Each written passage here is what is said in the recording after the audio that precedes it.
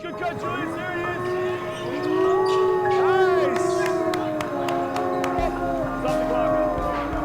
That's just, at that point, cut bones, cut bones. Hello and welcome to Wuffs After Bark.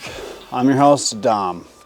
Wow, what a start to the NBA season for the Wolves last night. Breakneck pace, multiple people bringing up the ball. Kind of looked like we were going to be kind of frozen in like a 5-point to 10-point disadvantage. The only thing that came out that was kind of negative, I think, was that, Rob didn't play. But yeah, what a brilliant performance by Edwards. And kind of here were my notes from the game. Nas and Randall D did not look super great. I said great defensive pressure from the Blazers. They kind of look like the Pacers from last year, just with their full court intensity and defensive pressure. They were just like throwing out just good athletic guards. I didn't really know any of those guys. But the second half of the first quarter, we had a good burst of energy from Clark, Nas, and Ant is what I had there for the first quarter.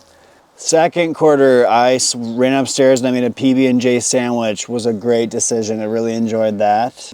I put down awkward for Dill. Kind of figured it out second quarter that it wasn't looking good for him. We had a pretty sweet McDaniels slam on the Blazers rookie. That was dope. Followed by an Edwards block, which was pretty freaking sick.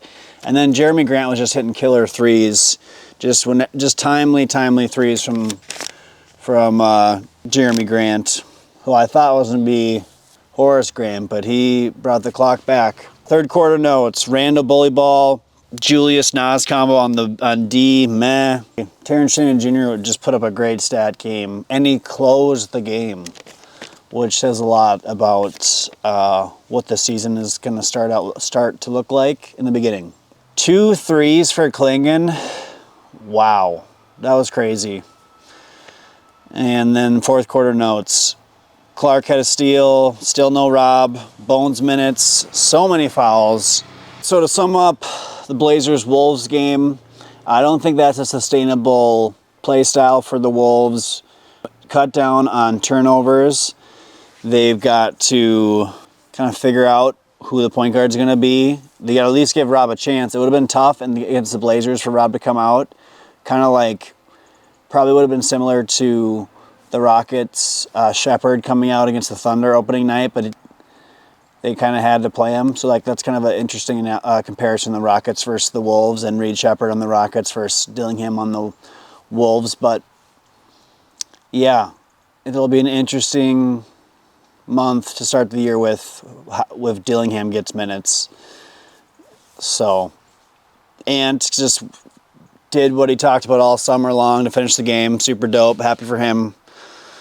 So my hopes for, I think it's Lakers on Friday, is just better backcourt play as far as turnovers. If we're going to do point guard by committee, then it's just going to be there's going to be a lot of chaotic games, but maybe we can close them out with some Ant middies. So that'll be sweet.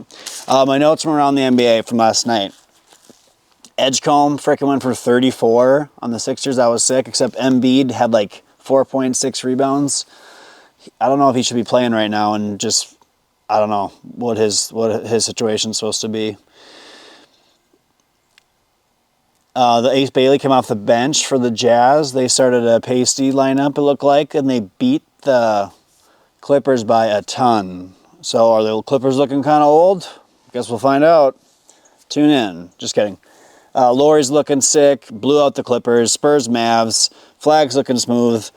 Wemby is insane. Just, you got to watch Wemby to appreciate how amazing he is. But, yeah. All right. Lakers want to know. Going on to the Lakers game 2. Wolves After Bark.